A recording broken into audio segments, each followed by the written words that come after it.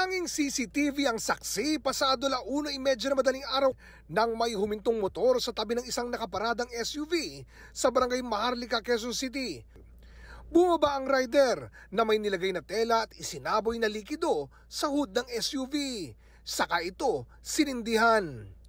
Agad na nagliyab ang hood ng sasakyan.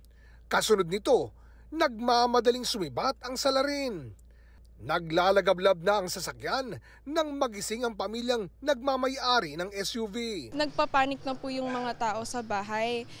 Nakita ko na lang po, ang laki na po ng sunog. Nakaresponde naman daw agad ang mga bumbero pero natupok ng gusto ang unahang bahagi ng sasakyan.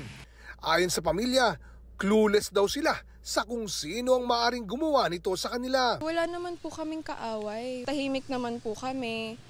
And wala naman po kaming nakakaaway sa daan. Kaya di raw nila maiwasang mangamba. Sobrang natatakot po at natrauma na po kami ng pamilya ko.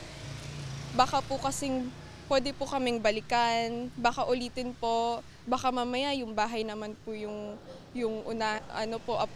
sunugin. Pagtitiyak naman ng pamunuan ng QCPD. We are conducting in-depth investigation. Nagsasagawa na rin yung ating mga tracker team sa pag-review ng mga CCTV footage sa lugar. Handa rin daw nilang bigyan ng security ang mga biktima kung kinakailangan. Kung kinakailangan na patuloy natin itong palagyan ng yung ating patrolling area na para po maging safe din yung ating mga kababayan in order for them to feel safe.